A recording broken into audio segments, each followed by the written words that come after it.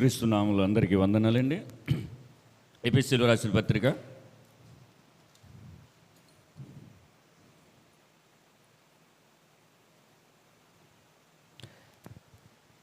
ఎఫెసీయులకు రాసిన పత్రిక 4వ అధ్యాయం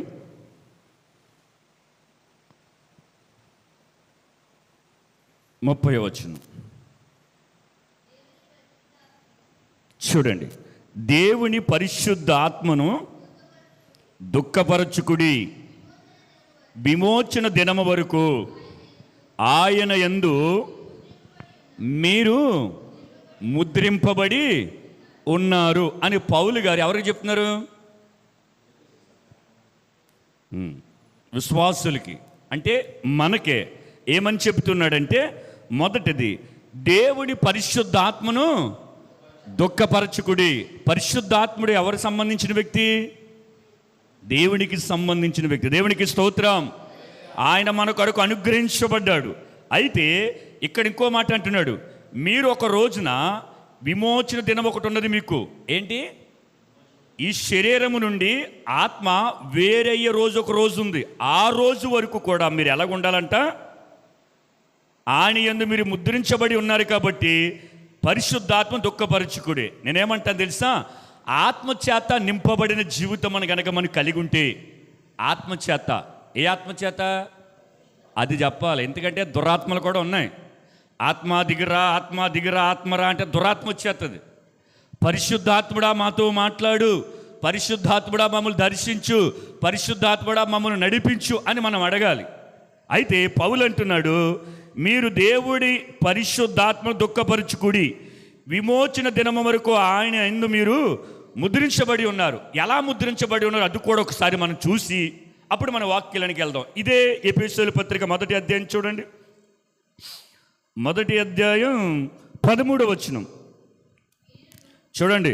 మీరును సత్యవాక్యమును అనగా మీ రక్షణ సువార్తను విని క్రీస్తునందు విశ్వాసముంచి వాగ్దానము చేయబడిన ఆత్మచేత ముద్రింపబడితే. దేవునికి స్తోత్రం.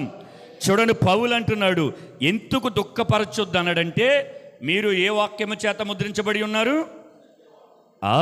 దేవునికి స్తోత్రం. పౌలు అంటున్నాడు, మీరును అన్న పదానికి చెప్పండి. మీరును అంటే నేనును, మీరును అని అర్థం. దేవునికి స్తోత్రం. మీరును అంటే నేను ఏ సత్యవాక్యము చేతే ముద్రించబడి ఉన్నానో, ఏ వాక్యము చేతే నేను ముద్ర వేయబడి ఉన్నానో, అలాగే మీరును కూడా అదే ఆత్మచేత. దేవునికి స్తోత్రం.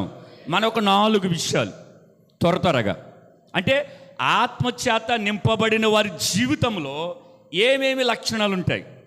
చాలా ఉంటాయి. అసలు మనం నడిపించబడేదే పరిశుద్ధాత్మని చేత, అవునా కదా? దేవునికి స్తోత్రం. పరిశుద్ధాత్ముడు లేకుండా నేను మరణము వరకు పడిపోకుండా నడవగలను అన్నవాళ్ళు ఎవరున్నారు ఈ ప్రపంచంలో? తల్లి లేకపోయినా, తండ్రి లేకపోయినా, భార్య లేకపోయినా, భర్త లేకపోయినా ఏదో ఒకలాగా ఈ లోకంలో జీవించవచ్చేమో, కానీ క్రైస్తవుడు పరిశుద్ధాత్మను పొందుకోకుండా, దాని యందు నడవకుండా ఈ లోకములో పడి లేవటం అసాధ్యం. దేవునికి స్తోత్రం. ఎలాగొకసారి అపోస్తుల కార్యంలో, అపోస్తుల పుస్తకంలో 19వ అధ్యాయంలో అని కూడా ఒక మాట ఉంటుంది. ఏమని ఉంటుందంటే, పౌలు ఒక చోటకు వెళ్ళి పరిశుద్ధాత్ముడు మీరు పొందితారా అంటే, పరిశుద్ధాత్ముడు ఉన్న మాటే మాకు. అది కూడా చూడండి, ఒకసారి మీకు రుజువు చూపిస్తాను. 19వ అధ్యాయం 1-2 చదవండి. అపోస్తుల పుస్తకం. ఈనాడు చాలామంది కూడా పరిశుద్ధాత్ముడు అంటే ఏంటి, ఏదో తెలియనినట్టుగా లేదా తెలిసినట్లుగా అతిగా, అంటే ఓహో ఇలాగుంటేనే పరిశుద్ధాత్ముడు, ఇలాగుంటూనే పరిశుద్ధాత్మ పొందుకున్నట్టు అన్నట్టుగా మాట్లాడతారు. చూడండి, ఆ 19వ అధ్యాయం 1-2 చదవండి.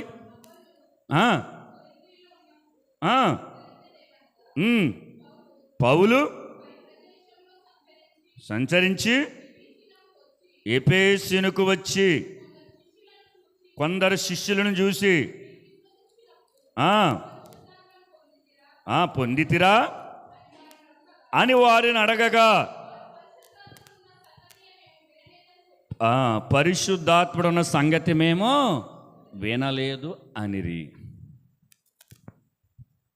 పరిశుద్ధాత్ముడి గురించి ముక్కాములు ఐజయ్ గారు చెబుతూ మంచి మాట అన్నాడు ఆయన. ఏంటయ్యా నేను ఊరుకుంటున్నానా, మీ ఇట్టాసరంగా తెలుగు 2 రాష్ట్రాలు మీ ఇచ్చాసరంగా బోధతోటి గలిబిలి చేసేస్తున్నారని చాలా సీరియస్గా చెప్పాడు ఆయన పరిశుద్ధాత్మ గురించి చెబుతూ. నేను ఊరుకుంటున్నానా, నేను మౌనంగా ఉన్నానా, తెలుగు 2 రాష్ట్రాలు మీకు ఇష్టం వచ్చినట్టు చేసేస్తున్నారు, రండి ఎవడొస్తారు, రండి ఇప్పుడు రండి అని అక్కడ పరిశుద్ధాత్ముడి గురించి చాలా చక్కగా వివరించాడు. దేవునికి స్తోత్రం, హల్లెలూయా. అంటే పరిశుద్ధాత్ముడి చేత నింపబడి నడిపించబడి జీవితముల ముందుకు వెళ్తున్న వారి యొక్క గుణగణ లక్షణాలు 4 ఏంటి? ఆత్మ నింపుదల కలిగిన వ్యక్తులు ఎలా నడుస్తారు? ఆత్మ నింపుదల కలిగిన వ్యక్తులు ఎలా నడుస్తారు? ఆత్మచేత నింపబడిన వ్యక్తులు ఎలా ఉంటారు? ఎదుటి వారి విషయములు ఎలా ఉంటారు? వారి విషయములు ఎలా ఉంటారు? అందరి కొరకు ప్రార్థన చేసే విషయంలో ఎలా ఉంటారు? కొన్ని విషయాలు మనం త్వరగా ఆ లక్షణాలు ఏంటో మనం చూసుకుందాం. చూడండి, మొదటిగా చూడండి ఫిలిప్పీలు రాసిన పత్రిక చూడండి, పరిపూర్ణమైన సంతృప్తి కలిగి ఉండాలంట. అది ఎలాగో చూడండి, ఫిలిప్పీలు రాసిన పత్రిక 4వ అధ్యాయం 11వ వచనం చూడండి. ఆత్మ నింపుదల కలిగిన వ్యక్తులలో ఉన్న మొదటిది చూడండి. నాకు కొదువ కలిగి నందున నేను ఎలాగూ చెప్పటం లేదు, కానీ నేను ఏ స్థితిలో ఉన్నాను ఆ స్థితిలోనే సంతృప్తి కలిగి నేర్చుకుని ఉన్నాను. దేవునికి స్తోత్రం, హల్లెలూయా. ఆత్మచేత నింపబడిన వ్యక్తిలో ఉండే ఒక లక్షణం ఏంటో తెలుసా? వాడు ఏ స్థితిలో ఉన్నా, వాడు ఎటువంటి పరిస్థితుల్లో ఉన్నా ఆ స్థితిలోనే దీనత్వమును, ఆ స్థితిలోనే ప్రేమించటము, ఆ స్థితిలోనే ముందుకు వెళ్ళటం, ఆ స్థితిలోనే ప్రార్థన జీవితాన్ని కలిగి ఉంటాడంట. దేవునికి స్తోత్రం. అంతేగాని ఆత్మచేత నింపబడలేని వారు ఏమంటారు తెలుసా? ఏంటి? వారికి ఉన్నది సరిపెట్టుకోరు, వారికి ఉన్న దాంట్లో సరిదిద్దుకోరు.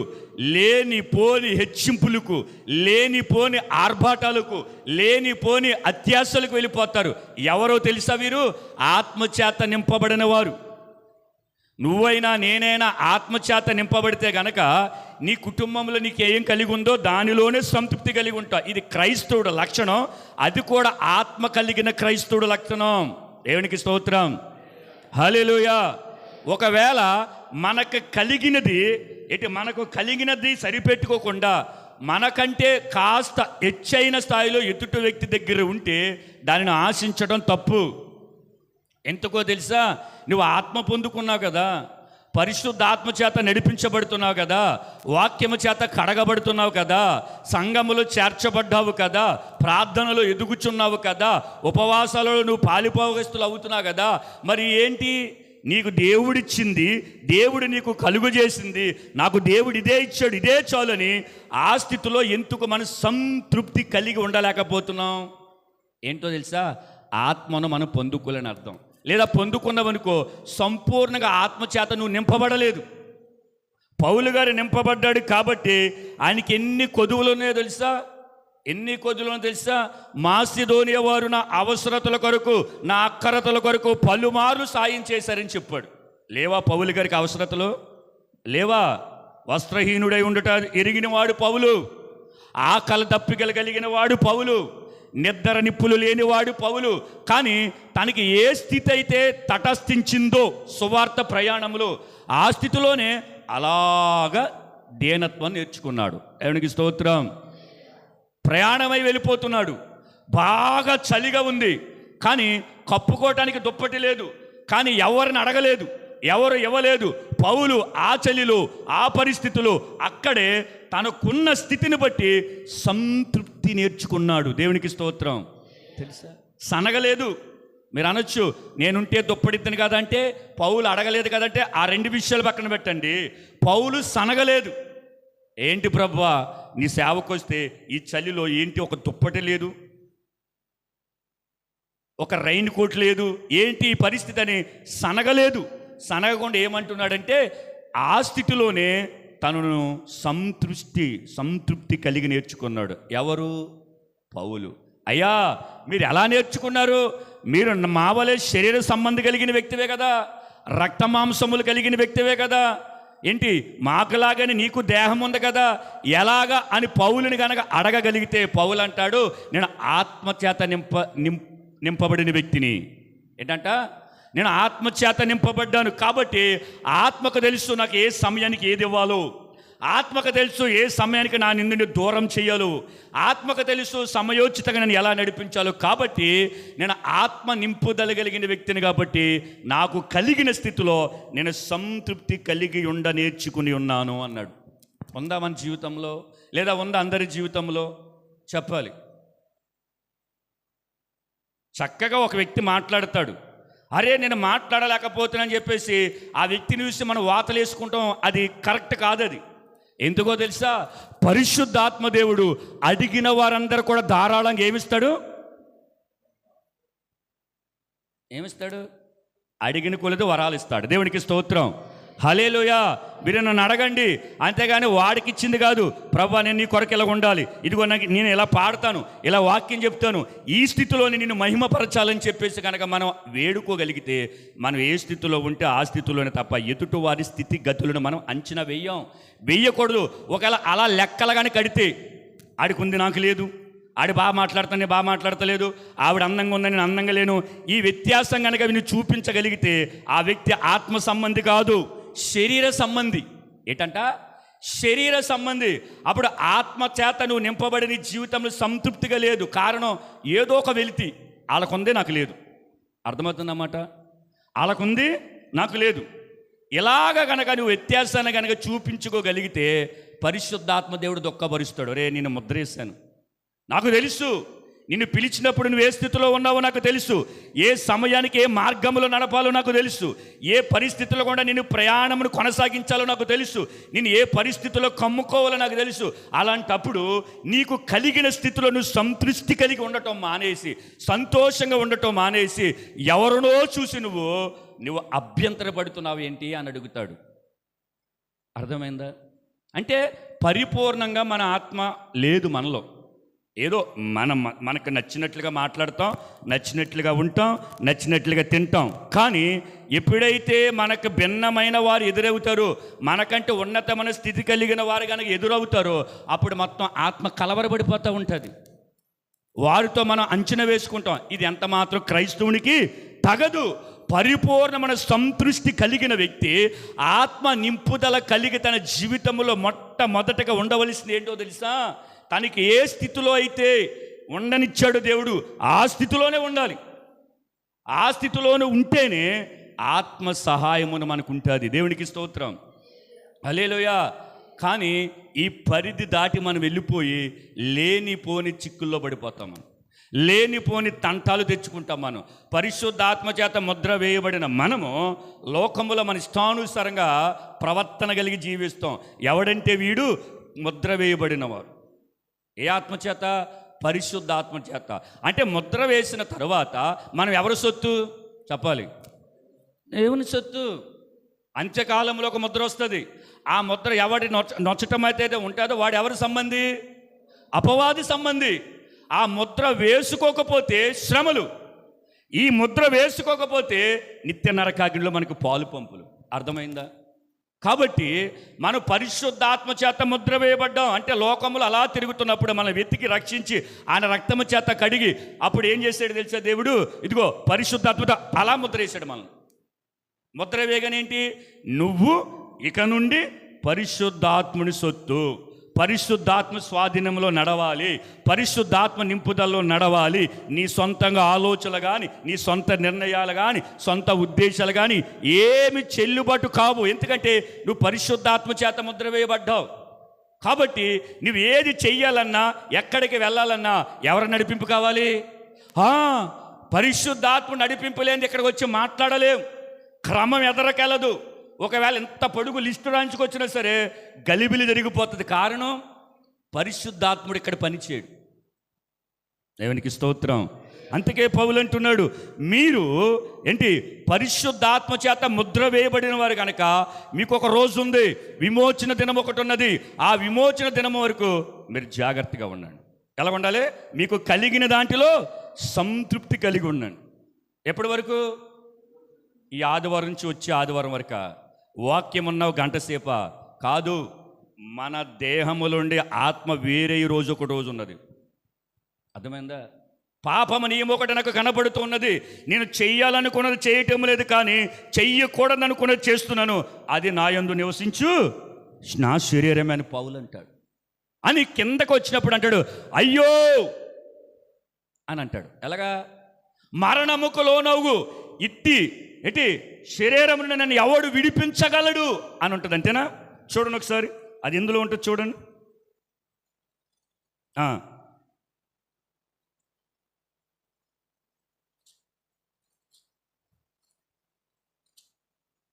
చూడు, పౌలు అంటాడు ఒక చోట,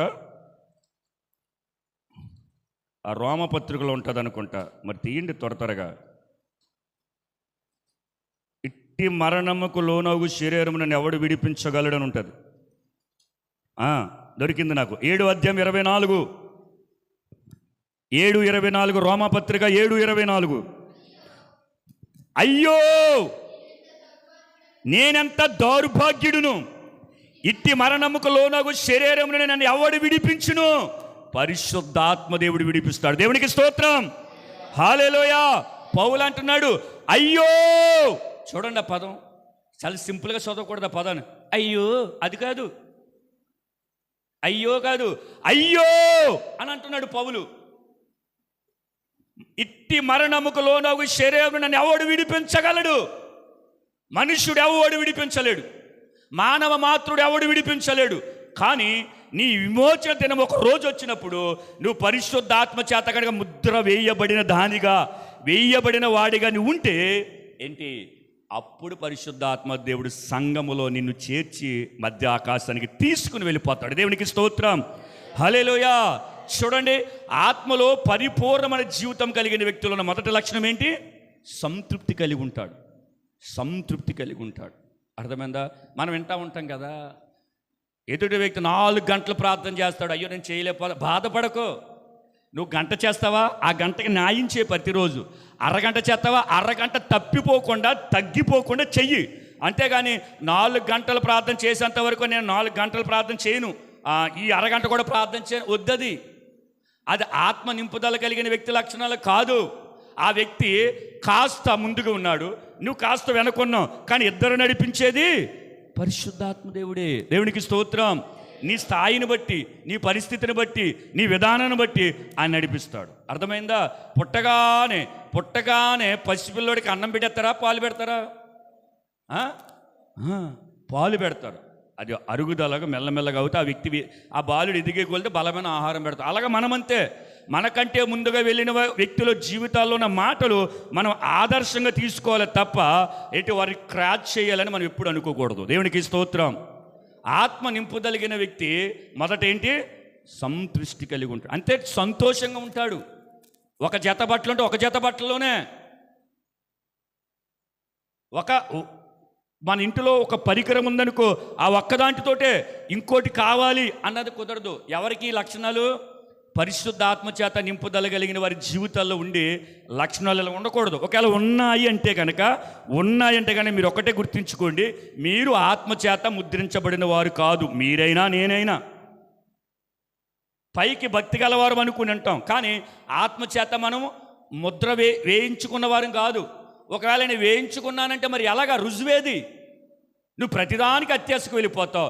వాళ్ళకి కావాల్సింది నువ్వు కోరుకుంటావు, వాళ్ళు ఏది చేత అది చేయాలనుకుంటావు. నీకు లేకపోయినా నీ స్థాయి కాకపోయినా ఏదో ఒక విధంగా వారితో నిలబడాలని నువ్వు ఎంత ప్రయత్నం చేస్తావు. అది ఆత్మ కలిగించే లక్షణాలు కాదండి, కాదు.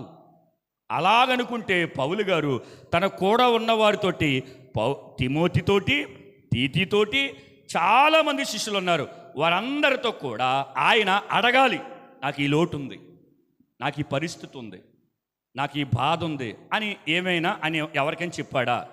ఎప్పుడైనా చెప్పాడు? ఎవరికైనా చెప్పినట్టుగా ఉందా బైబిల్లో? లేదు. కానీ ఆయన అంటాడు, నా అవసరాలు నాకు ఏమైతే ఉన్నాయో మాటి మాటికి మాసిదోనియ వారు నా అవసరాలు తీర్చుకుంటూ వచ్చారని చెప్పాడు. దేవునికి స్తోత్రం. వారు ఎందుకు తీర్చారు? ఎక్కడో ఉన్నవాళ్ళు, దగ్గర ఉన్నవాళ్ళు ఎందుకు తీర్చలేకపోయారు? కారణం పరిశుద్ధాత్ముడు తెలుసు ఎవరి ద్వారా ఏ అవసరతలు తీర్చాలో. దేవుడికి మహిమ కలుగును గాక. హల్లెలూయా. అది గుర్తుంచుకోండి. ఎప్పుడైనా సరే మన జీవితంలో, నేను ఎందుకు ఈ మాట చెప్తాను తెలుసా, మన చివరి దినాల్లో ఉన్నామండి, అంచు దినాల్లో ఉన్నాం. ఏ సమయాన్ని ఏం జరుగుతుందో తెలియదు.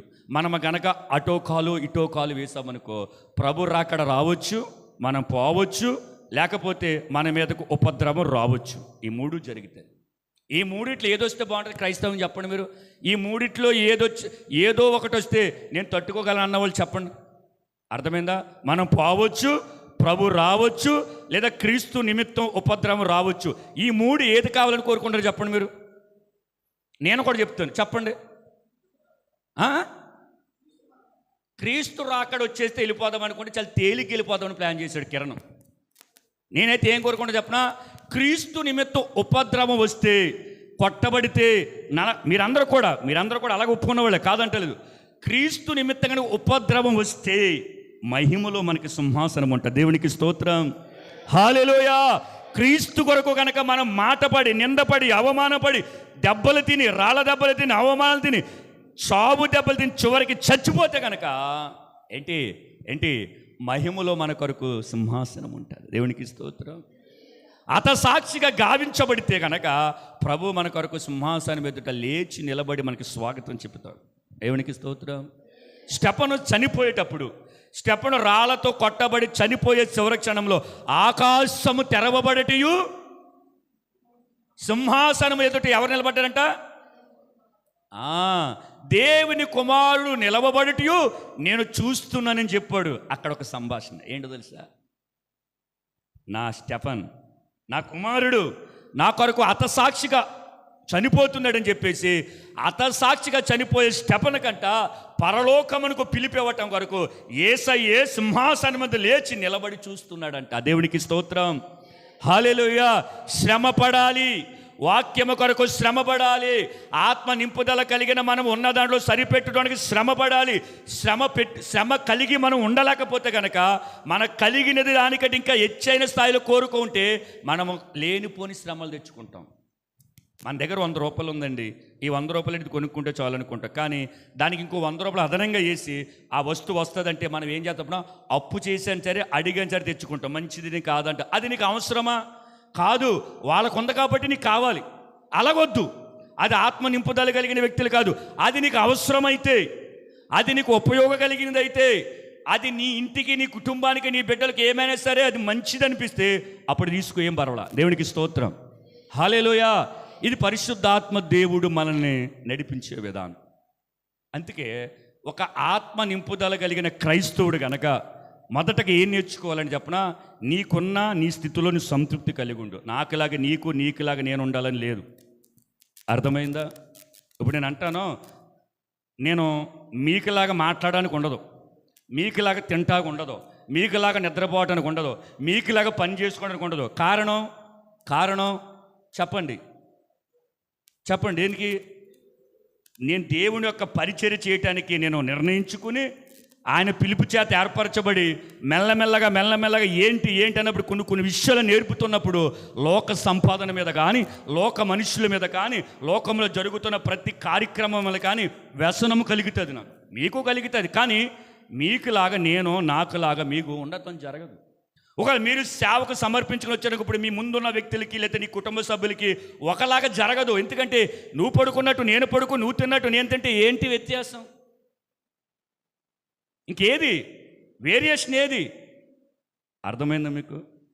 అర్థమైందా? అంటే దేవుడి యొక్క పనిని పూనుకున్న తర్వాత, దేవుడి కొరకు నిలబడాలనుకున్న తర్వాత, దేవుడి కొరకు సాక్షిగా బ్రతకాలనుకున్న తర్వాత కొన్ని పరిధులు ఉంటాయి, ఓ స్థాయి ఉంటుంది. కానీ నా స్థాయిలో నేను పరిశుద్ధాత్మను ఆనందపరచాలి. దేవునికి స్తోత్రం. మీ స్థాయిలో పరిశుద్ధాత్మ దేవుని ఆనందపరచాలి. కానీ అందరికి ఒకటే జీతం. దేవునికి స్తోత్రం. అందరికి ఒకటే జీతం. దేవునికి స్తోత్రం. నాకు పరలోకమును, మీకేమో చిన్న పరలోకమే ఉండదు. ఉందా? 2 ఉన్నాయా? ఒకటే పరలోక పట్టణం. దేవునికి స్తోత్రం. చూడండి, రెండోది ఆత్మ నింపుదల కలిగిన వ్యక్తి ఇంకొక లక్షణం ఉంటుంది. హబక్కూకు గ్రంథం చూడండి, చివరి అధ్యాయం 17-18 వచ్చిన చదవండి. 3వ అధ్యాయం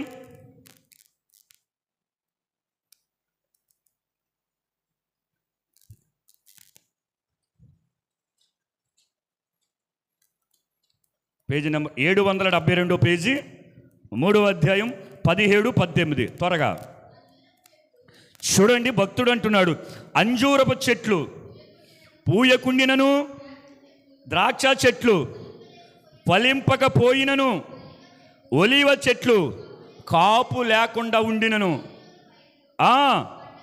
పంటకు రాకపోయినను, గొర్రెల దొడ్డులో లేకపోయినను, సాలలో పశువులు లేకపోయిను, నేను యెహోవా యందు ఆనందించెదను, నా రక్షణకర్తైన దేవుని యందు నేను సంతోషించెదను, పరిశుద్ధాత్మలో ఆనందించెదను అన్నట్టుగా మనం అక్కడ చదువుకోవాలి. దేవునికి స్తోత్రం, హల్లెలూయా.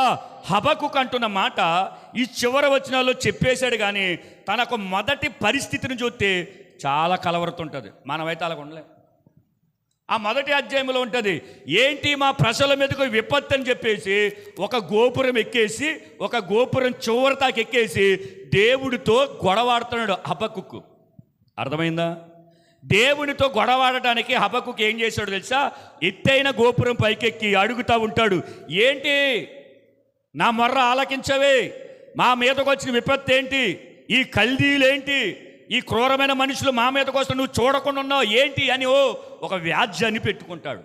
అప్పుడు దేవుడు ఏమంటాడు చెప్తున్నా, హబక్కుకు నేను కల్దీయులను నేనే రేపుతున్నాను అంటాడు. అక్కడ ఉంటుంది ఆ మాట చూడండి.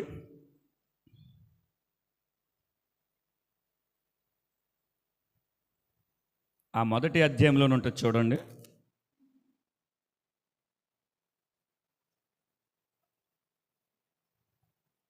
ఆరో వచనం,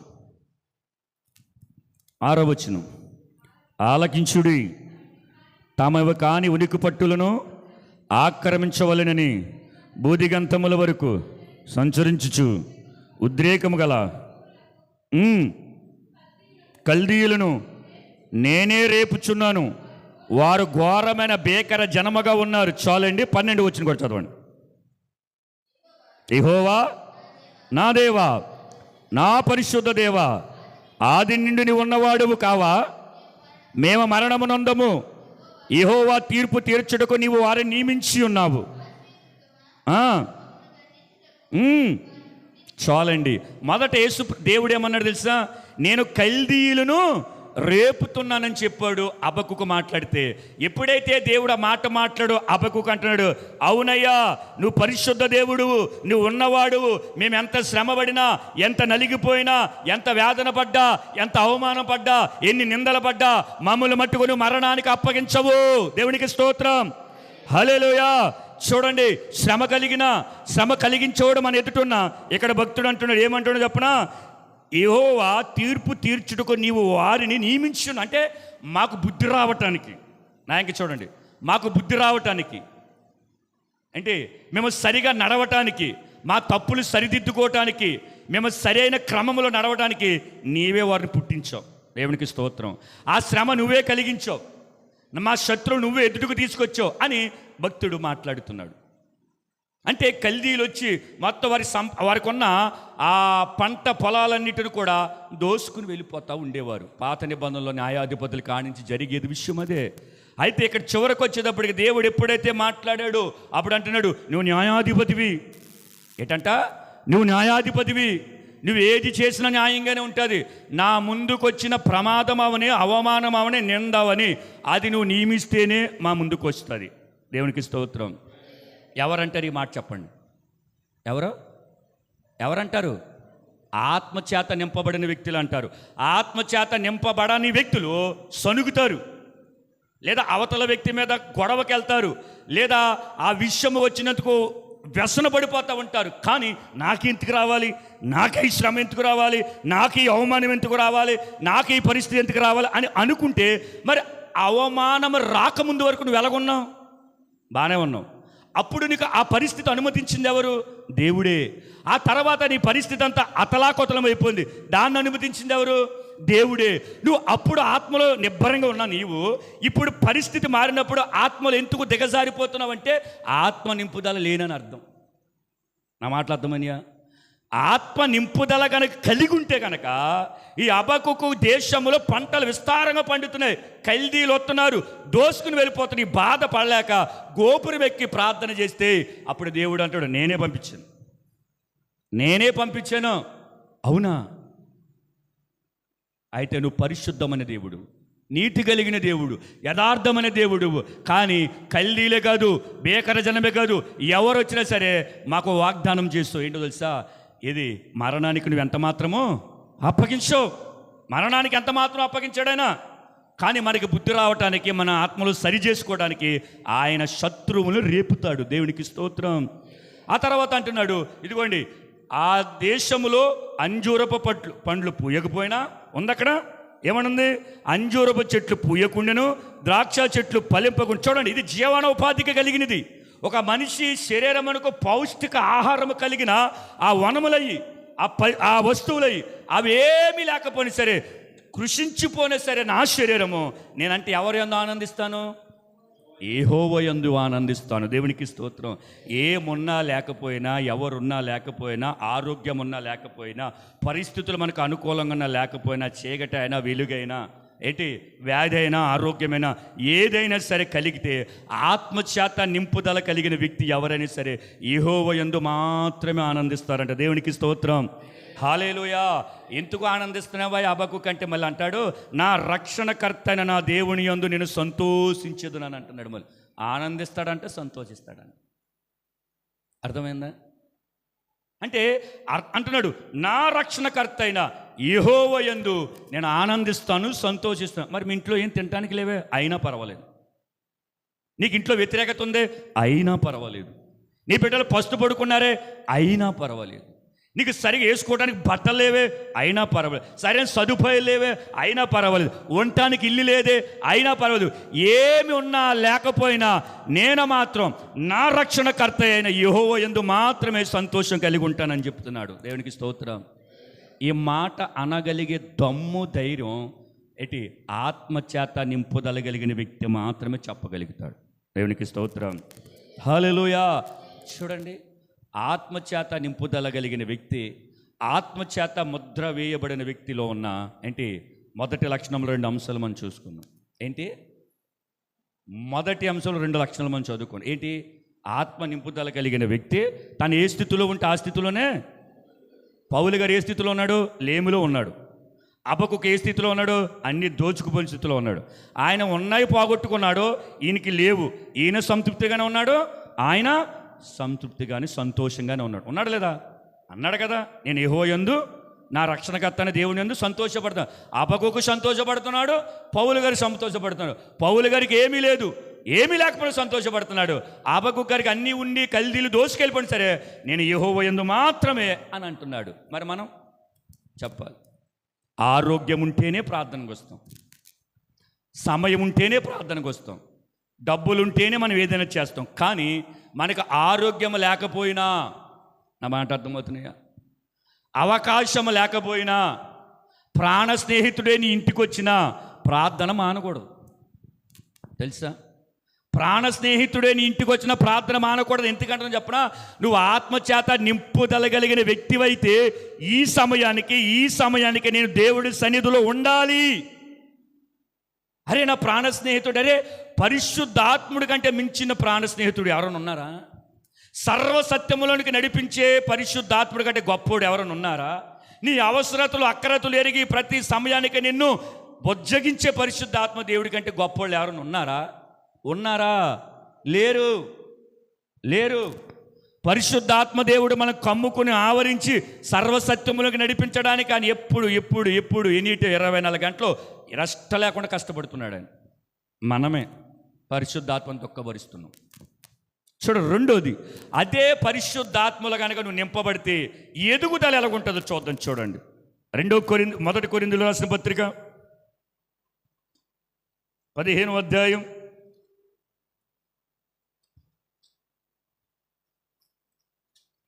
15 ఆత్మలో రోజు రోజుకి కనుక ఆ వ్యక్తి ఎదుగుదల ఎలాగుంటుందో చూద్దాం. చూడు, 15:9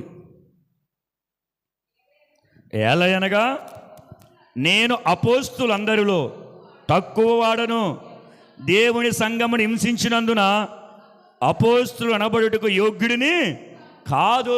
పౌలు అంటున్నాడు ఇక్కడ, ఏలయనగా అపోస్తులందరిలో నేను ఎవరిని తక్కువ వాడ. చూడండి, ఇంకా ఆత్మచేత నింపుదల కలిగిన తల్లి అయినా లేకపోతే సహోదరుడైనా, స్త్రీ అయినా, పురుషుడైనా ఆత్మలో కనుక నింపుదల కలిగితేనంట తనున్న స్థితిని ఎచ్చుకుపోకుండా తనున్న స్థితికి తను తగ్గించుకుంటూ ఉంటాడంట. దేవునికి స్తోత్రం. పౌలు గారు ఆత్మచేతమైన నింపుదల కలిగిన వ్యక్తి కాబట్టి అంటాడు, అందరికీ కడపట అకాలమందు పుట్టిన నన్ను నాకును కనబడ్డాడంట. అంటే నేను చివరివాడిని, నేను అపోస్తులందరూ అనిపించుకోవడానికి యోగ్యుడిని కాదు అని తను ఏం చేసుకుంటున్నాడు? తక్కువ చేసుకుంటాడు. మీరు చెప్పండి, పౌలు గారు తక్కువవాడా? 14 పత్రికలు రాశాడా? 2-3 సార్లు అనుకుంటా మధ్య ఆకాశానికి కొనుక్కోనని చెప్పాడు. అవునా? ఎవరు వెళ్ళారు చెప్పండి? అపోస్తుల మధ్య ఆకాశానికి ఎవరు వెళ్ళారు చెప్పండి? బతికొండగా ఎవరు వెళ్ళారు? పౌలు వెళ్ళాడు. నేను చెప్పాలంటే ఇక చాలా ఉన్నాయన్నాడు. అటువంటి వాడు దేవుని యొక్క ముఖ దర్శనమును ఎరిగినవాడు, నేరుగా మాట్లాడినవాడు. అర్థమైందా? యేసయ్యను ప్రత్యక్షంగా కన్నులారా చూసినవాడు. అటువంటి పౌలు అంటున్నాడు తను తగ్గించుకుంటూ నేను చాలా తక్కువ వాడిని. ఇప్పుడు పౌలు గారిలో కనుక మనం తొంగి చూస్తే పరిశుద్ధ ఆత్మ చేత ముద్ర వేయబడి ఆత్మ నింపుదల కలిగిన వ్యక్తిని లక్షణాలు ఉంటాయా? దేనిలో హెచ్చింపుకి వెళ్ళిపోడు, దేనిలో హెచ్చింపుకి వెళ్ళడు. నువ్వు చాలా బాగా వాక్యం చెప్తా అనగానే మనిషిలో తెలియకుండా లోపల ఒకలాంటి ఒక పరిస్థితి మనకి మొదలవుతూ ఉంటుంది. అది పైకి కనబడదు. చాలామందిని చూస్తాను నేను. ఏంటి తెలుసా? పొగడ్తలు పొగిడించుకోవాలని ఉర్రుతొలుగుపోయాడు. మొత్తం పతనం అయిపోయింది సౌలు కుటుంబం. అయ్యిందా అవలేదా? ఆడికి 10,000 మందా, నాకు 1,000 మందా, తెచ్చేయండిరా ఈటు వేసేస్తానన్నాడు. మొదలెట్టాడు ఆట. చివరికి అదే ఈటి మీద ఆయన గారు పడి చచ్చిపోయాడు. ఎంత బాగుందో చూడండి ఆ జీవిత చరిత్ర. ఏమైనా బాగుందా చెప్పండి? పొగడతలు పైకి కనపడరు, కానీ లోపల పొగిడించుకోవాలని ఆశ ఉంటుంది. నిజంగా అది నాది మీకు తెలియదు, మీది నాకు తెలియదు. నేను అంటాను దేవుని ప్రేమను బట్టి అటువంటి లక్షణం కనుక ఉంటే పరిశీలన చేసుకో. ఆత్మ నింపుదల లేని వాళ్ళ కింద మనం లెక్క. నువ్వు ఆత్మచేత ముద్రించబడలేదని అర్థం. విమోచన దినము వరకు నేను ఎవడు విడిపిస్తాడు? పౌలు అంటాడు అయ్యో. అప్పుడు అడుగుతాం మనం, అయ్యో ఆత్మ నన్ను విడిపిస్తలేదు. ఆత్మ స్వాధీనం నుంచి ఎప్పుడో మనం వెళ్ళిపోయాం. ఆత్మ స్వాధీనం నుంచి ఎప్పుడైతే మనం వెళ్తామో దుర్రాత్మ చేత మనం పీడించబడతా ఉంటాం. తెలుసా? సౌలు ఇశ్రాయేలుకు రాజుగా పరిపాలించినంత కాలం ఆత్మచేత నింపబడిన వ్యక్తి. అవునా? ఎప్పుడైతే దేవునికి వ్యతిరేకమైన పని చేశాడో దేవుని ఆత్మ వెళ్ళిపోయి దేవుడి యొద్ద నుంచి మరొక ఆత్మ వచ్చిందంట సౌలు మీదకి. తెలుసు కదా మీకు? దురాత్మ వచ్చింది. అంటే నీకు పరిశుద్ధాత్ముడు కనుక సైడ్ అయ్యాడంటే నీ జీవితంలో వెంటనే విత్ ఇన్ సెకండ్లో దురాత్మ వచ్చేద్ది మనలోనికి. తెలుసా? అందుకే ఆత్మచేత నింపుదల కలిగిన వ్యక్తి మాట తీరు, దురాత్మ చేత నింపుదల కలిగిన మాట తీరు ఈజీగా కనిపెట్టచ్చు మనం. అందుకే పౌలు అంటాడు ఆత్మ సంబంధించి కలిగిన వాడు ఆత్మ విషయాలు వివేచిస్తాడని ఉంటుంది. అర్థమైందా? ఒక్కొక్కరు వంకర మాటలు, బూతులు, దుర్భాషలు, వ్యతిరేకతలు, రకరకాల పరిస్థితులు కలిగిన వ్యక్తులు చూస్తుంటే మనం అనుకోవాలి ఆత్మ నింపుదల కోల్పోయాడని అనుకోవాలి. చూడు, సహోదరుని ద్వేషించమని ఎక్కడ ఉందా? చెప్పాలి. ఉందా? నిందించమని ఉందా? మరి ఈరోజు చాలామంది నిందిస్తున్నారు, విమర్శిస్తున్నారు. నేను అంటాను మరి ఆత్మ నింపుదల ఎలాగా? పౌలు అంటాడు కొరింథీయుల పత్రిక రాస్తూ 13వ అధ్యాయంలోనే అంటాడు, ప్రేమ ఉప్పొంగదు, అమర్యాదగా మాట్లాడదు, డమ్మముగా ప్రవర్తించదు, అత్యాసపడదు, అదిరెదిరిపడదు. ఇవన్నీ చెబుతా ఉంటాడు. నిజముగా అదే ప్రేమ నీకుంటే ఎదుటివారి మీద మనం నిందెందుకేస్తాం? ఒక అవతలలో సత్యం ఉండొచ్చు, ఉండకపోతే అది నీకు ఎందుకయ్యా? మనకెందుకు? తీర్పు తీర్చేది ఎవరు? దేవుడే. వాడి ఇష్టం చెప్పున వెళ్ళని, వాడి క్రియలు చెప్పున ఒక రోజున ఫలం నా దగ్గర ఉందని చెప్పాడు ఆయన. అంటే ఆత్మ నింపుదల కలిగిన వ్యక్తి తను తగ్గించుకుంటాడు తప్ప ఎప్పుడు ఎదుటి వారిని తక్కువ చేసి ఈయన ఎదగాలని అనుకోడు. అలా అనుకుంటే కనుక పౌలు గారిని చూడండి. పౌలు గారికి ఏం తక్కువ? పౌలు గారు ఇప్పుడు ప్రజెంట్ ఉన్న స్థితిని చెప్తలేదు. వెనక్కి వెళ్ళిపోయి నేను ఒకప్పుడు హింసకుడును, ఒకప్పుడు దోషకుడును, ఒకప్పుడు సంఘాన్ని హింసించాను, నేను ఎటువంటిదో తెలుసా? నేను పనికిరాని వాడిని. అసలు ఇక్కడ ఉన్న మీ అందరిలో నేను అంటాను పౌలు గారు కనుక ఇప్పుడు ఇక్కడికి వస్తే ఇక్కడ నిలబెడితే ఏమంటాడు తెలుసా? మీ అందరిలో చాలా తక్కువ అని అంటాడు. ఒప్పుకోగలం మనం? అయినా ఆయన ఒప్పుకుంటాడు. ఒక ఆయన అంటాడు, పాపులందరూ నిలబెట్టి ఒక ప్రధాన పాపి ఎవడో రండిరా చెయ్యెత్తండి అంటే అక్కడెక్కడో చివరున్న పౌలంట పరిగెత్తుకొచ్చి ముందు నుంచి, అయ్యా పాపుల్లో ప్రధాన పాపి నేనే అంటాడంట. మనం అనగలం అలాగా? ఆత్మచేత నింపుదల కలిగిన వ్యక్తి ఉన్నది ఉన్నట్లుగా ఒప్పుకుంటాడు, ఉన్నది ఉన్నట్లుగా మాట్లాడతాడు. ఎదుటి వారి యొక్క పరిస్థితిని కానీ వారి జీవిత విధానాన్ని కానీ ఏలెత్తి చూపించడు. ఎంత పెద్ద దైవ సేవకుడైనా సరే, ఎంత గొప్ప ప్రవక్త అయినా సరే, పౌలు గారి తర్వాత ఇంకెవరైనా సేవకులు ఈ రోజులు ఎవరైనా అంతే. అవునా కదా? అవునా కదా? యేసు క్రీస్తు తర్వాత ఆ రోషము కలిగి నడిచిన వ్యక్తి ఎవరు? ఎందుకంటే నేను క్రీస్తును పోలి నడుచుకున్నాను. ఈ స్టేట్మెంట్ ఎవరు ఇవ్వగలరు చెప్పండి? నేను క్రీస్తును పోలి నడుచుకున్నాను. తక్కిన అపోస్తులు ఎవరు కూడా ఇవ్వలేకపోయారు స్టేట్మెంట్. అందుకని తక్కువరని కాదు. కానీ పౌలు గారు నేను క్రీస్తును పోలి నడుచుకున్నాను, మీరు నన్ను పోలి నడుచుకోండి అన్నాడు. అంటే క్రీస్తు యొక్క మార్గం వెనకాల పౌలు ఉన్నాడు. పౌలు వెనకాల నడవడానికి నువ్వైనా నేనైనా ఉండాలి. పౌలు గారే విమర్శించలేదు ఎవరిని, నువ్వెంత నేనెంత. పలు విమర్శించేటప్పుడు మళ్ళీ వాక్యాన్ని తీస్తారు, వాక్యాన్నే. కానీ నువ్వే వాక్యం తీసినా పర్లేదు, నేను గద్దిస్తున్నాను, నేను బుద్ధి చెప్తున్నాను, సరే నువ్వు ఏది చెప్పినా పర్లేదు. కానీ మరి పౌలు అన్నాడు కదా, ప్రేమ అమర్యాదగా మాట్లాడదు. మరి ఎందుకు అమర్యాదగా మాట్లాడదు? ఆడు ఈడు అని సంబోధన చూస్తున్నాం కదా మనం చాలా చోట్ల. నువ్వు గద్దిస్తున్నావు, బుద్ధి చెప్తున్నా, మంచిదే. కానీ పౌలయ్య అంటున్నాడు, ప్రేమ అమర్యాదగా మాట్లాడదు. నువ్వు ఎంత గొప్పడు అని సరే, ఇప్పటికిప్పుడు నీ శరీరం కాల్చబడటానికి అగ్నికి ఇచ్చేసినా సరే, ఆ ప్రేమ లేకపోతే నువ్వు వ్యర్థుడివే, నువ్వు పనికిరాని వాడివే, ఉపయోగం లేని వాడివే, ఆత్మ నింపుదల లేని వాడివే, నీవు నాకు అక్కరలేదు అన్నట్టుగా మాట్లాడాడు దేవుడు. అర్థమైందా?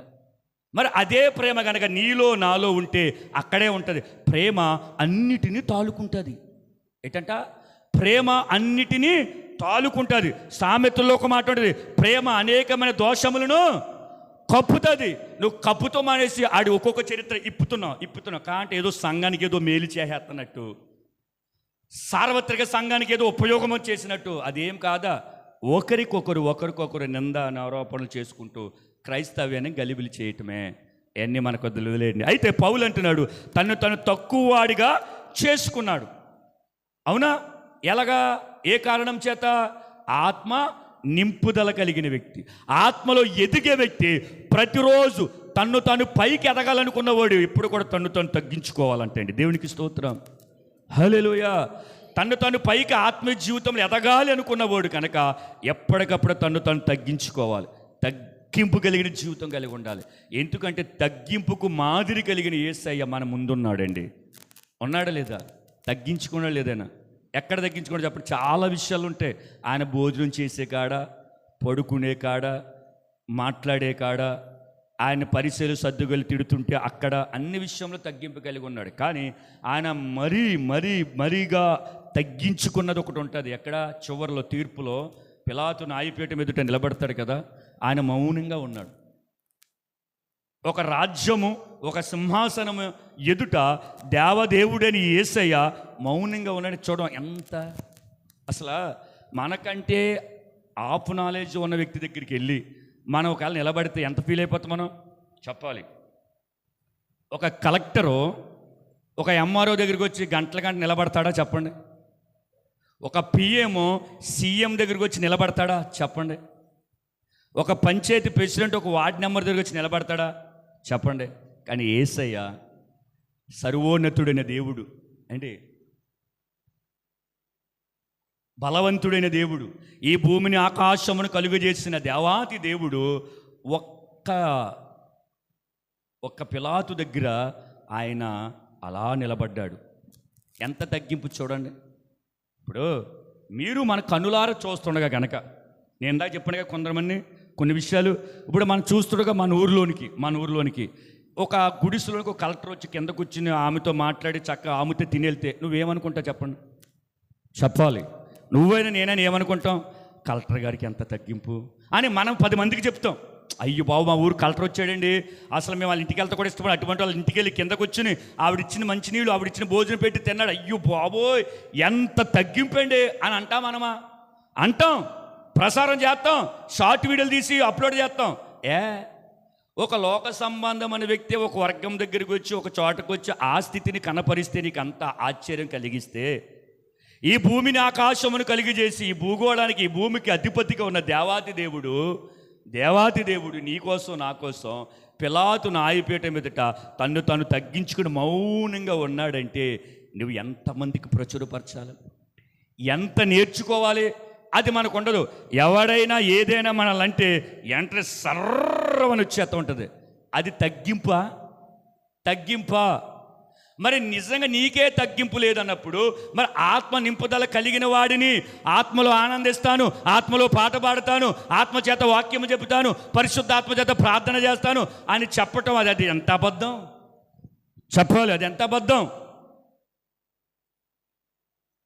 ఆయన నిలబడిన తర్వాత వెనక నుంచి ఒకటి తన్నెత్తే అమాంతంగా పడిపోతే యేసయ్య ఒక్క మాట కూడా మాట్లాడి తగ్గింపు కాదంటారా? ఆయన ముఖం మీద ఉమ్మూశారు, ఒక్క మాట కూడా మాట్లాడి తగ్గింపు కాదంటారా? అటువంటి నిజంగా నీకు నాకు జరిగితే నువ్వు మాట్లాడకుండా ఉండగలుగుతావా? లేదు, అస్సలు ఉండలేము. ఒకవేళ ఉండగలిగిన వారు ఎవరైనా ఉంటే ఆత్మ నింపుదల కలిగిన వ్యక్తులు ఉన్నారు. అటువంటి వాళ్ళు మనల్ని ఎవరో ఏదో అన్నారని మన ఎదుట అనకపోయినా, మన చెవులకి వినబడకపోయినా ఎవరో చెబితేనే మనకు రోషం పొడుచుకొచ్చేసి మన కారాలు మిరియాలు నూరేస్తాం. ఏదో చెప్తున్నా, ఈ బుద్ధి ఈ జాడ్యం కనుక క్రైస్తవులు ఉంటే నేను నిర్మోహటంగా చెప్పేస్తున్నాను, ఆత్మ నింపుదల లేని వ్యక్తులాలు, ఆత్మ నింపుదల లేని క్రైస్తవులాలు, వారు నేతి బీరకలంటి క్రైస్తవులాలు, క్రీస్తు లేని క్రైస్తవులాలు, పరిశుద్ధాత్మ చేత నడిపించబడుతున్నామని దురాత్మ చేత నడిపించబడుతున్నారు క్రైస్తవులు. అంతే. పరిశీలన చేసుకోండి, మీరైనా నేనైనా. దేవునికి స్తోత్రం, హల్లెలూయా. ఏది ఆయనే మనకు మాదిరి ఉంచి వెళ్తే ఆయన లోపము లేదు, పాపము లేదు, తప్పు లేదు, మచ్చ లేదు, మడత లేదు, కళంకం లేదు. ఆయన నిర్దోషైన గొర్రె పిల్లకి లోకానికి వచ్చి ఆయన అనేకమైన బాధలు, ఇబ్బందులు, హింసలు ఎన్ని అనుభవించాడో నీ కోసం నా కోసం. మనం యేసయ్య కోసం మాటపడం, నిందపడం, అవమానపడం, ఏమండి ఆకలి దప్పి కలిగి ఉండం, లేని దాంట్లో సరిపెట్టుకోము, ఏది ఉంటే దాని అందు మనం సంతృప్తి కలిగి ఉండం, మనం హెచ్చింపుకి వెళ్ళిపోతూ ఉంటాం. ఆత్మ నింపుదల కలిగిందని మనం చెప్పుకుంటాం. ఇది అబద్ధం, ఇది పచ్చి అబద్ధమండి, పచ్చి అబద్ధం. మరి ఎలాగా అడగాలి మీరు? ఎలాగంటే విమోచన దినం వరకు కూడా నువ్వు అలాగే ఉంటే చివరిలో చెప్తాను ఏం జరుగుతుందో. విమోచన దినం వరకు కనుక నువ్వు అలాగే ఉంటే ఆ పరిస్థితి ఎలాగుంటుందో చివరిలో చెప్తాను. చూడండి, ఇక్కడ పౌలు గారు తను తగ్గించుకున్నాడు. పౌలు గారే తగ్గించుకున్నాడు, యేసయ్యే తగ్గించుకున్నాడు. పౌలు గారి పత్రికలు వెంబడిస్తున్న, బోధిస్తున్న, ఆచరిస్తున్న నువ్వు నేను ఎందుకు తగ్గించుకోం? సహోదరుని ఎందుకు మనం ప్రేమించాం? పొరుగువాడిని ఎందుకు మనం ప్రేమించాం? అన్యులు మనం ఎందుకు మనం ప్రేమించాం? క్రీస్తు అంటే ఎరగని వారిని మనం ఎందుకు ప్రేమించాం? అది నా ప్రశ్న. నేను ప్రేమిస్తున్నానంటే మరి ఎందుకు మాట్లాడుతున్నావు? గద్దించమని చెప్తే ఎలా గద్దించాలి? అందులో దుర్భాషలు, వ్యతిరేకమైన మాటలు, పరుజాలాలు, అంటే హ్యంగింగ్గా మాట్లాడే మాటలు, ఆడు, ఈడు, ఓరే, ఓసే, ఇవి న్యాయమా? అంటే ఆత్మ దుఃఖపడిపోతుంది. పరిశుద్ధాత్మను దుఃఖపరిచేస్తున్న చాలామంది, పైగా మళ్ళీ ఆత్మ పొందుకున్నాము అని చెప్తూ ఉంటారు.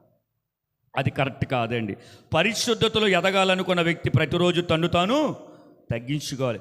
ఎదిగే వ్యక్తి తన్ను తాను తగ్గించుకోవాలి. ఎదిగే వ్యక్తి తన్ను తాను ఎప్పటికప్పుడు అణుచుకోవాలి. కారణం ఏంటో తెలుసా? నేను తక్కువ వాటి అందే ఏముంచాలి? దృష్టి ఉంచాలి. ఏంటంట? దృష్టి ఉంచాలి. చూడండి, మొదటి తిమోతి పత్రిక చూడండి. ఇంకొకసారి అక్కడ పౌలు ఇంకో మాట అంటాడు తిమోతికి. తను తాను చెప్పుకునే స్టేట్మెంటే కాకుండా తన శిష్యుడికి కూడా మాట చెప్తాడు. మరి ఒక వ్యక్తి తను బోధించినప్పుడు తనకు తానుకే కాకుండా ఎదుటి వారి వ్యక్తి కూడా నేర్పాలి కదా. చూడండి, మొదటి తిమోతి 1:15 కూడా ఏమంటాడు చూడండి.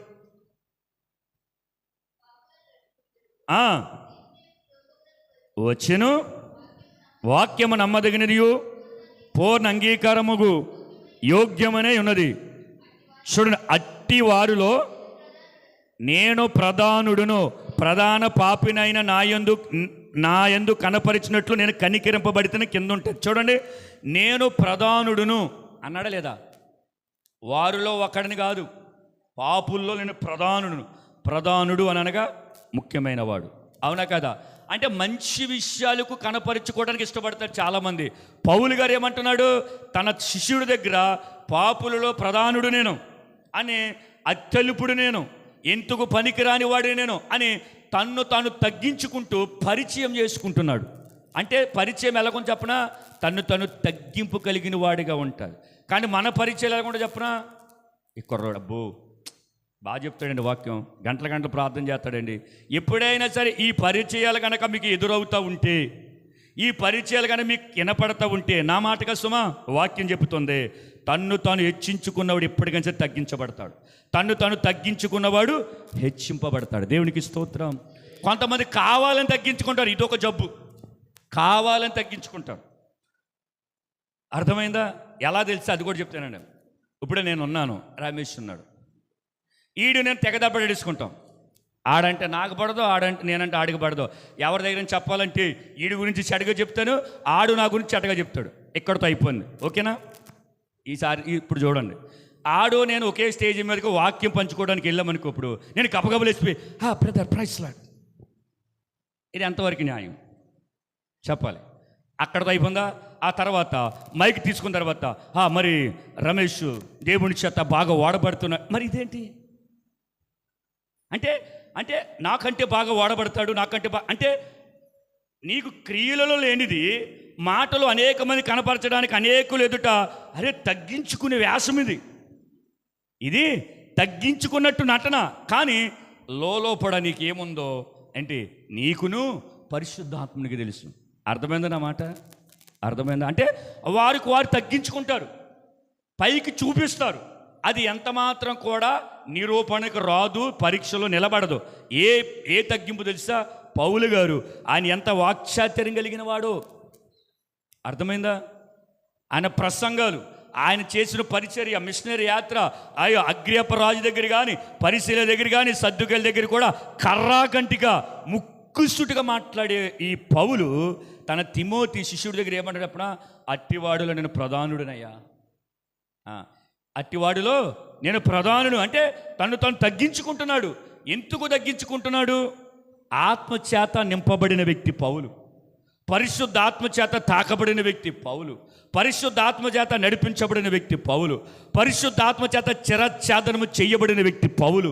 అటువంటి పౌలు మాదిరి కలిగే జీవితం మనకి ఏదండి? మళ్ళీ మేము ఆత్మలో నింపుదలండి, పరిశుద్ధాత్మను అసలు మేము దుఃఖపరచమండి, పరిశుద్ధాత్మలో ఆనందిస్తామండి. నీకు నాకు తెలియకుండానే పరిశుద్ధాత్మను దుఃఖపరుస్తున్నాం.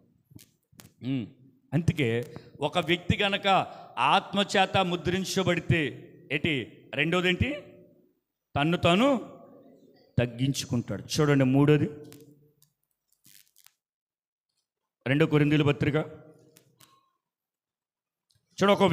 ఒక వ్యక్తి కనుక ఆత్మచేత నింపుదల కలిగి ఉంటే కనుక ఏంటి? సిలువ వేయబడి అనుభవాలు ఉంటాయండి ఆ వ్యక్తికి. అలా లేవా? అయితే ఒకసారి ఆలోచించు. మీకు కొన్ని రెఫరెన్స్ చూపిస్తాను చూడండి. 2 కొరింథీయుల పత్రిక 1వ అధ్యాయం 1:8 చూడండి. ఆత్మచేత కనుక నింపుదల కలిగిన వ్యక్తి, ఆత్మచేత ముద్రించబడిన వ్యక్తిలో ఉండే 3వ లక్షణం ఏంటో తెలుసా? సిలువ వేయబడి అనుభవం ఉండాలి ఆత్మ నింపుదల కలిగిన వ్యక్తి. చూడండి 8, సహోదరులారా మాకు తటస్థించిన శ్రమల గూర్చి మీకు తెలియకుండుట మాకు ఇష్టం. చాలండి. 4:8 చదవండి త్వరగా. ఎటుపోయినను శ్రమపడుచున్నాం, ఇరికింపబడుతున్నాం, అపాయములో ఉన్నను కేవలము ఉపాయము లేని వారే కాము, తరమబడుచున్నాము కానీ దిక్కు లేని వారు కాము. చూడండి 6:10 చదవండి.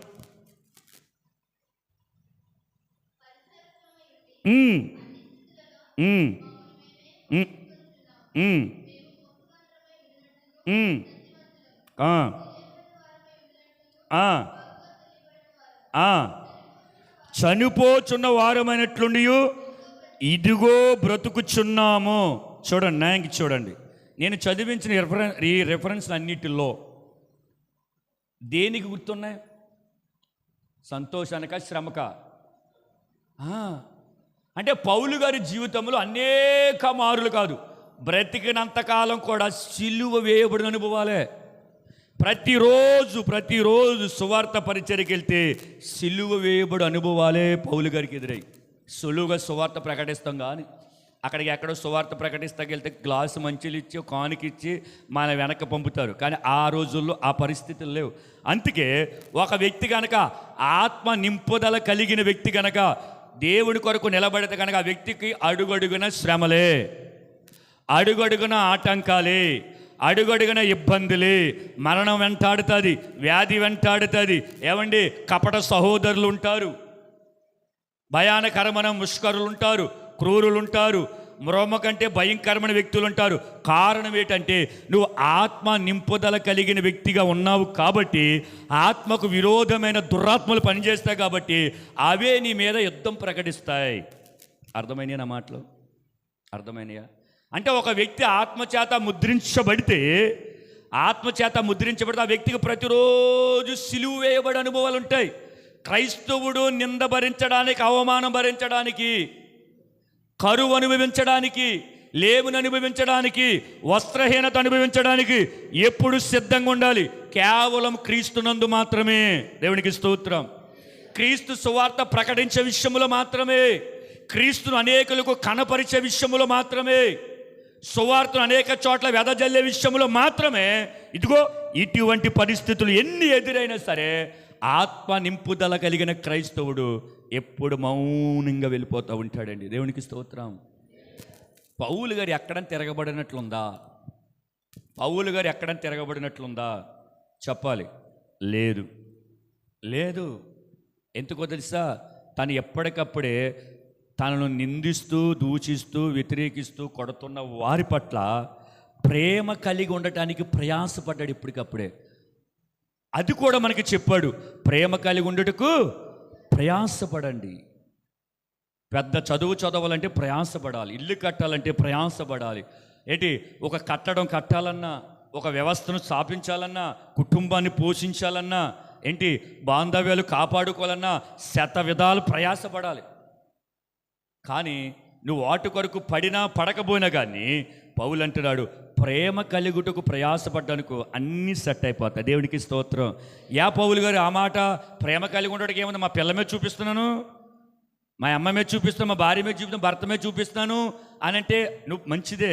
కానీ ఒక్కొక్కసారి ఆ ప్రేమలో కూడా ఒక్కొక్కసారి ఏమైపోతే ఫెయిల్ అయిపోయే సందర్భాలు. కాబట్టి మొదట ఏ ప్రేమనైతే చూపిస్తున్నావో ఆ ప్రేమ కడ వరకు నువ్వు కాపాడుకోవడానికి ప్రయాసపడు. ఏంటి ప్రయాస? నిన్ను ప్రేమించిన వారు రేపొద్దున ద్వేషిస్తారా? ఓకే, ద్వేషిస్తారు. ఇప్పుడు మొదట ఎలా ప్రేమించో అలాగే ప్రేమించు. అర్థమైందన్నమాట. మొదట ఏ ప్రేమతో ఆ వ్యక్తిని కొలిచావో ఆ ప్రేమతోటే ప్రేమించు. ఆ ప్రేమను కాపాడుకోవడానికి ప్రయాసపడు. చూడండి, ఈ ప్రపంచంలో దేనికైనా సరే నువ్వు ప్రయాసపడొచ్చేమో కానీ అది ఫలితం ఇస్తాదో లేదో నాకు తెలియదు. కానీ ప్రేమ కలిగి ఉండటానికి ప్రయాసపడు, ప్రేమను బ్రతికించడానికి ప్రయాసపడు, ప్రేమను ఎదుటి వ్యక్తి మీద చూపించి దానిని ఆచరణలో పెట్టి పోషించగలగాలి. దేవునికి స్తోత్రం. అంతేగాని నేను ప్రేమిస్తున్నాను చెప్పేట మాటలు కాదు. ఆ ప్రేమను పోషించాలి, పోషించి ఆచరణలో పెట్టి ఏంటి దాన్ని ముందుకు నడిపించాలి. అది ప్రయాస. అర్థమైందా? పౌలు గారి జీవితంలో ఎప్పటికప్పుడే ఏ మూలకి వెళ్ళినా, ఏ పరిస్థితికి వెళ్ళి, ఏ ప్రాంతం వెళ్ళినా ఏమండి నాయకు చూడండి, సిలువ వేయబడి అనుభవాలే, వ్యతిరేకతలే, నిందలే, అవమానములే. నేనంటాను, నిజముగా వాక్యాన్ని హృదయముల కనుక నువ్వు ధరించుకుంటే, ముద్ర వేయబడితే కనుక నువ్వు ఎక్కడికి వెళ్ళినా సరే ఆత్మకు విరోధమైన దురాత్మ సమూహం ఒకటి ఉంటుంది. నేను చెప్తాను, ఇప్పుడు మనుషులు కాదు, ఒక డిపార్ట్మెంట్ ఉంది, కొన్ని శాఖలు ఉన్నాయి. ఇప్పుడు సత్యవంతుడిగా నువ్వు బ్రతికి జీవించాలనుకున్నప్పుడు నీ బంధువులు ఇంటికి వెళ్ళినా సరే ఎవరో ఒకరు నీ బంధువుల్లో నిన్ను ఏదో ఒక మాట అనడానికి ఇష్టపడతారు. ఎందుకంటే నువ్వు సత్య సంబంధివి, వారు అసత్యములో ఉన్నారు కాబట్టి ఏదో ఒక విధంగా మాట్లాడతారు. అవునా కదా? మనకి ఇష్టం లేని మాట మాట్లాడతారు. ఇదే సిలువ వేయబడే అనుభవం అంటే. మనం అనుకుంటాం వెంటనే సమాధానం చెప్పేస్తాం తప్ప సిలువ వేయబడి అనుభవాలు నడవాలని ఇష్టత మనకు కలగదు. అందుకే సున్నితంగా ఆలోచించండి. చాలా సున్నితంగా మనం పనిచేసే చోటు కానీ, మన ఇంటిలో కానీ, మన కుటుంబంలో కానీ, రక్త సంబంధికుల మధ్యన కానీ, సంఘములో కానీ, ఏ పరిస్థితుల్లో కూడా నీ అభిరుచులకు వ్యతిరేకంగా, నీ ఆత్మీయ జీవితానికి వ్యతిరేకంగా, నీ లక్షణాలకు వ్యతిరేకంగా, వాక్యానికి విరోధంగా ఏదైనా నీ మీద ఆపాదించాలని చూసినప్పుడు నువ్వైనా నేనైనా ఎట్టి సిలువ వేయబడు అనుభవాలు. కాబట్టి మౌనంగా ఉండాలి. ప్రేమ కలిగి ఉండడానికే ఏం పడాలి? ప్రయాసపడాలి. ఓ సేవకుడు అంటాడు, నిన్ను సిలివేసేవాడు ఎప్పుడు నీ పక్కన ఉంటావు నీకు మంచిదిరా బాబు అంటాడు. దేవునికి స్తోత్రం. ఏంటి ఎవడో ఒకడు ఉండాలంట మాటికి మనం సిలివేసేవాడు. అలా అయితే కానీ మనం పరిపూర్ణతకు రామంట. అర్థమైందా? ఉన్నారు ఈ రోజున మనందరికీ కూడా ప్రతి సత్యమునకు మాత్రమే మనకి ఎవరైనా సరే విరోధులు ఉన్నారు. అర్థమైనా? అంటే నువ్వు ఆత్మచేత నింపబడి సత్యంలో నడవాలనుకున్నప్పుడు అసత్యము నిన్ను నడవనివ్వదు, అసత్యము నిన్ను మాట్లాడనివ్వదు, అసత్యము నిన్ను కూర్చోనివ్వదు, అసత్యం నిన్ను ప్రకటించనివ్వదు, అసత్యము నిన్ను అనేక మందికి కనపరచదు. కారణం ఏంటంటే సత్యము అంటే వాక్యము వెల్లడగు త్రోవను ఏం కలుగుతుంది? వెలుగు కలుగుతుంది. అంటే సత్యాన్ని ప్రకటిస్తున్నప్పుడు అనేకుల జీవితంలో అసత్యము పారద్రోలి సత్యము వెలుగే ఉంటుంది. కాబట్టి ఏ లోకాధికారికి నచ్చదు. కాబట్టి ప్రతిసారి కూడా ఆత్మ నింపుదల కలిగిన వ్యక్తులని ఎప్పటికప్పుడే వాడి దిగజార్చడానికి చూస్తాడు. వాడికి సంబంధించిన బిడ్డలు ఏమన్నాడు సుమా? వాడికి సంబంధించిన వ్యక్తులు ఏమన్నాడు? ప్రార్థన చేయనోళ్ళని, శత్రువుని ప్రేమించనోళ్ళని, వాక్యానికి విరోధం నడుస్తున్న వాళ్ళని ఏమన్నాడు తెలుసా? విషయం తెలుసా? నేను పుస్తకం చదివాను. అందులో ఏముందంటే 300 మంది, దరిదాపు 350 మంది ఆరాధన చేస్తున్న స్థలంలో ఆటంకపరచడానికి ఒకే ఒక దురాత్మ ఉందంట. చెప్పినట్టున్నాను మీకు నేను. ఒకే ఒక దురాత్మ ఉంది. ఒక ముసలావిడ ఒక పూరిపాకలో ప్రార్థన చేసుకుంటుంది. ఆత్మ నింపుదల కలిగి కొన్ని వందల దెయ్యాలు ఆ పాక చుట్టూరు తిరుగుతూ ఉంటుంటే ఒకడు అన్నాడంట, సాతానా నువ్వు చాలా తెలివి తక్కువడు, నువ్వు అన్ని 100 మంది ఉన్నవాడికి ఒక్కడా, ముసలానికి 100 మందా? అసలు నీకు బుర్ర ఉందా? అంతగా నువ్వు పాతాళంకి తోయబడ్డావు అన్నాడంట. నీకే బుర్రలేదు అన్నాడంట. నీకే బుర్రలేదురా బాబు, రా చూపిస్తానని చెప్పేసి ఆయన తీసుకొచ్చి ఇదిగో ఈ 300 మంది, ఈ 300 మందికి పని లేక ఇదిగో ఈడు పడుకున్నాడు. ఇక్కడ పడుకున్నాడు, నిద్రపోతాడు. చూడు ఒకడు సెల్ ఫోన్ చూస్తున్నాడు, ఒకడే మాట్లాడుకుంటున్నారు. ఈ సేర్ ఎంత కొన్నావు, ఎక్కడ కొన్నావు, అడ్రస్ చెప్పు, ప్రార్థన కానీ వెళ్ళిపోతాను బండిక్కేసి. ఈ మాటలు మాట్లాడుకుంటున్నారు. అంటే వాక్యము వింటున్నట్టుగా ఉన్నారు, కానీ వీరెవరు కూడా సత్యానికి చెవినివ్వటం లేదు. ఆత్మ నింపుదలకు ఒప్పుకోలు లేదు వీరిలో. కాబట్టి ఉన్నవాడికి ఒక్కడికే పని లేదు, పడుకున్నాడు. ఆవిడ సంగతి చూస్తాడు నిల్లుడికి.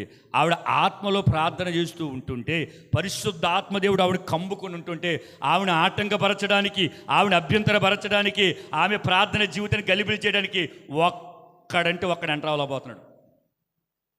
అర్థమైంది మీకు? అర్థమైందా? చూడండి, అంటే ఒక వ్యక్తి పరిపూర్ణంగా కనుక ఆత్మ సంబంధిగా నడవగలిగితే మనకు ఏ చోటుకి వెళ్ళినా, ఎక్కడికి వెళ్ళినా ఆత్మకు విరోధమైన దురాత్మ ఉంటుంది. ఆత్మకు విరోధమైన పరిస్థితులు జరిగితే కారణం మనము క్రీస్తును వెల్లడపరచడానికి మనస్సు కలిగి ఉన్నాము. కాబట్టి మన ద్వారా కార్యాలు జరగకుండా ఉండడానికి అది ఎప్పుడు ఆటంకపరుస్తూనే ఉంటాడు. దేవునికి స్తోత్రం. హల్లెలూయా. ఆత్మ నింపుదల కలిగిన వ్యక్తులు మొదటిది ఏంటంట చెప్పాలి, సంతృప్తి కలిగి ఉండాలి. రెండవది గట్టిగా అనపడలా, పరిశుద్ధ ఆత్మ నింపుదల కలిగి ఉంటే మనం ఎప్పటికప్పుడే తగ్గించుకోవాలి. మూడవది ప్రతిరోజు కూడా సిలువ వేసే అనుభవాలు మనకు ఉండాలి. నాకు కష్టం వచ్చింది, నాకు ఈ బాధ వచ్చింది, ఈ వ్యతిరేకత వచ్చింది, వారి ద్వారా నింద వచ్చిందంటే మంచిది, దేవునికి స్తోత్రం. హబక్కూకు ఏమన్నాడు? నువ్వే తీసుకొచ్చావు. ఇంకా ఏమంటాడో? మా కొరకు నువ్వు వారిని పుట్టించావు. అర్థమందా? మమ్మల్ని రేపటం కొరకు, మమ్మల్ని సరి చేయడానికి కల్దీలు నువ్వే పుట్టించో. ఇప్పుడు సమస్య వచ్చింది, ఆ సమస్య నా దేవుడే పంపించాడని అనుకోవాలి. ఎవరో ఆత్మ సంబంధులు. దేవునికి స్తోత్రం. చివరిది, ఆత్మలో నింపుదల కలిగిన వ్యక్తి నిరంతరము కూడా విస్తరించడానికి ఇష్టపడుతూ ఉంటాడు. చూడండి, అదే 2 కొరింథీయుల పత్రిక 3:18 చదువుకుని ముగించుకుందాం.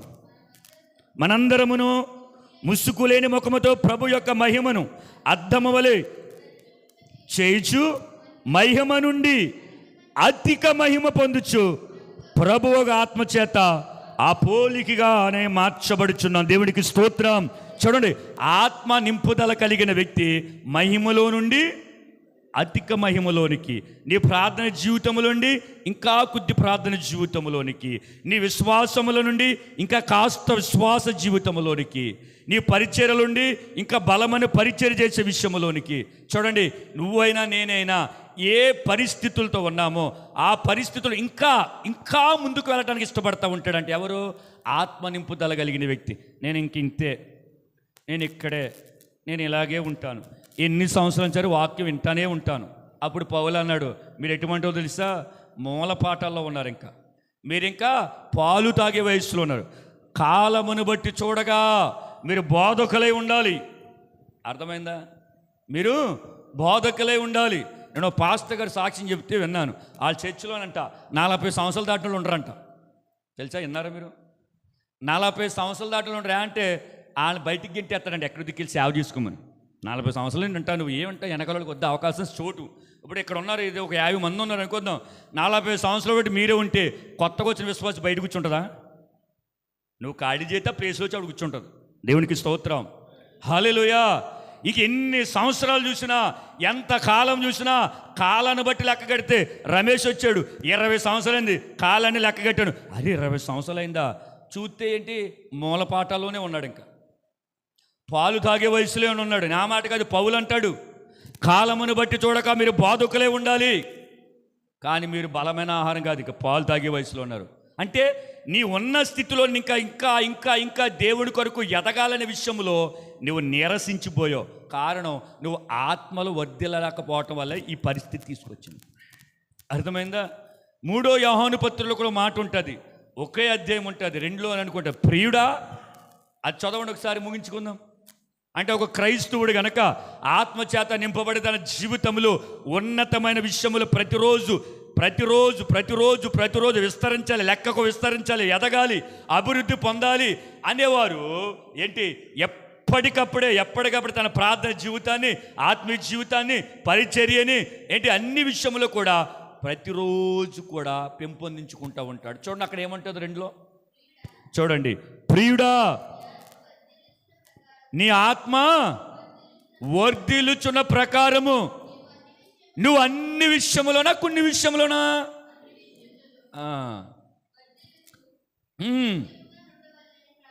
చూడండి, ప్రియుడా నీలో పెట్టిన ఆత్మ, చాలు, ప్రియుడా నీలో ఉంచిన ఆత్మ, నీలో పెట్టిన ఆత్మ, పరిశుద్ధాత్మ వర్ధిల్లాలంటే వర్ధిల్లే కొలిది నువ్వేం చేయాలి చెప్పాలి. ఏం చేయాలి?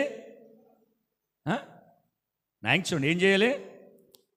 అన్ని విషయములోనా కొన్ని విషయములోనా? అన్ని విషయములలో ఏంటి చెప్పండి?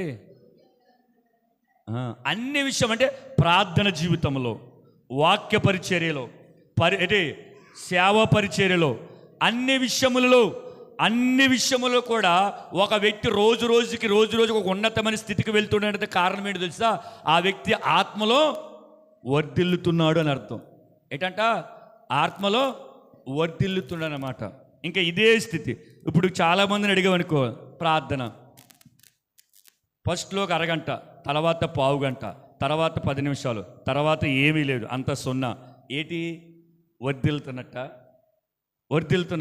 పౌలు అంటే మహిమ నుండి అధిక మహిమ కంటే నీ జీవితంలో నువ్వు దేవుని ఎరిగిన తర్వాత ఏదైతే చేయగలిగేంత స్థితి ఉందో దానిలో నుండి ఇంకా ముందుకు నువ్వు వెళ్ళాలి తప్ప వెనక్కే రాకూడదు. వెనక్కి వచ్చేంత పరిస్థితి వచ్చిందంటే కనుక ఆత్మలో మనం ఏమైపోతున్నాం? మూలవాక్యం చదవండి ఒకసారి. ఎఫెసీయులకు రాసిన పత్రిక చూడండి, సరిగ్గా చదవండి. దేవుని పరిశుద్ధాత్మను దుఃఖపరచుకుడి, విమోచన దినం వరకు ఆయన యందు మీరు ముద్రించబడి. నేను ముగించేస్తున్నాను. మనం కనుక ఆత్మలో నింపుదల కలిగిన వ్యక్తులుగా మనం జీవిస్తూ ఉంటుంటే, మనం చదువుకున్న ధ్యానించుకున్న ఈ 4 సందర్భంలో ఒక్కసారి మనం పరిశీలన చేసుకుని అన్వయించుకోగలిగితే ఇక్కడ వాక్యం అంటుంది, మీరు గనక విమోచన దినం వరకు కనుక అలాగే ఉంటే, ఆయన యందు మీరు ముద్రించబడిన వారిగా ఉంటే, చూడండి, ఆ ముద్రలో గనక మనం ఉంటే ఎవరు ఏదడిగినా, ఇప్పుడు నిబంధన అండి, ఇప్పుడు ఒక భార్య ఒక భర్తకి వివాహం చేయబడింది అనడానికి ఏంటి, తాళిగడతామో ఏదో చేస్తా అంటే ఒక నిబంధన అది. ఇప్పుడు ఒక వ్యక్తితో ఒక నిబంధన జరిగిన తర్వాత ఇంకెంతమందితో చేసుకుంటాం? అవుతుందా? అవదు. ఒక పనిలో కుదిరిన తర్వాత ఎన్ని పనుల్లో కుదురుతావు? అవుతుందా? అవదు. ఒక చోటకు వస్తాను ఒక వ్యక్తి మాటిచ్చి మళ్ళీ అదే చోట ఇంకో చోటకు వద్ద 10 మందికి కుక్కరేజ్ మాటిచ్చావు, అవుతుందా? అవదు. అంటే నువ్వు దేనికైతే కట్టుబడి ఉన్నావో అది జరిగేంత వరకు కూడా ఆ విషయముల్లోనే నిలబడాలి. ఇప్పుడు మనం విమోచన దినం వరకు పరిశుద్ధాత్మ చేత మనం ముద్రించబడి ఉన్నాం. ఇప్పుడు ఈ పరిశుద్ధాత్మ దేవుడి చేత ముద్రించబడి ఉంటే, చెప్పాను కదా మీకు చివరిలో చెప్తానని, ఏం జరుగుతుందో తెలుసా? ప్రకటన గ్రంథం చివరి అధ్యాయంలో చివరి 22 వచనంలో ఏమంటున్నట, ఆత్మయు పెండ్లి కుమారియు పెండ్లి కుమార్తెయు రమ్ము అని చెబుతున్నారు. అంటే పరిశుద్ధాత్మ దేవుడు అంటున్నాడంట, అయ్యా నువ్వు అప్పగించిన పనిని సంపూర్ణంగా చేశాను. ఇదిగో నీ భార్య, వధువు సంఘం సిద్ధపరిచానని ఆత్మయు పెండ్లి కుమార్తెయు ఇద్దరు కలిసి ప్రభువైన యేసు రమ్ము అని పిలుస్తున్నారు. ఎవరు? ఆత్మ చేత ముద్ర వేయబడిన వారు. ప్రభు అంటాడు, వినువారు కూడా రమ్మను చెప్పవలను. అంటే చెప్పనా, ఇంకా ముద్ర వేసుకున్న వారు ఉన్నారు, వారు కూడా రావాలి. చూసి ఎంత గొప్ప దేవుడు తెలుసా మన దేవుడు. ఏ ఒక్కరు నశించిపోవడానికి ఇష్టం లేక మనుష్య కుమారుడి లోకానికి వచ్చేసాడండి. ఆత్మ సిద్ధపడిన సంఘం వచ్చే ప్రభు అంటే, ప్రభు అంటాడు వినువారు కూడా రమ్మను చెప్పవలను. అంటే దీనికి అర్థమేంటి చెప్పనా, ఇంకా చాలామంది వాక్యాలు వింటారు, సిద్ధపట్టు లేదు. చాలామంది వాక్యాలు వింటారు, దేవుని రాకడ కొరకు ఏమాత్రం కూడా ఉలుకు పలుకు లేనిలా ఉంటారు. ప్రభు మరొకసారి హెచ్చరిస్తున్నాడు, విన్నవారు కూడా ఇంకా వింటున్నవారు కూడా రమ్మని చెప్పాలి. ప్రభువా చాలు ఈ జీవితానికి, నీ ఇంక ఉండలేకపోతును, రా ప్రభు వచ్చేస్తా నీతోటి. ఈ మాయలోకం, ప్రేమలేని లోకం, కపటముతో, మోసముతో, అన్యాయముతో, అక్రమముతో, ఏంటి మోసకరమైన పరిస్థితుల మధ్యన ఈ లోకముల బ్రతుకుట కంటే నీతో ఉండటం మేలు, రా ప్రభువా అని గనక అందరూ అనగలిగితే, ఆయన సంకల్పములు ఉన్నవారు అందరూ అనగలిగితే కనుక దేవుడు మధ్య ఆకాశానికి వచ్చి మనం తీసుకెళ్ళిపోతాడు. దేవునికి స్తోత్రం. ఈ వాక్యము దేవుడు మన వినికిడిలో దీవించునుగాక. ఆమేన్.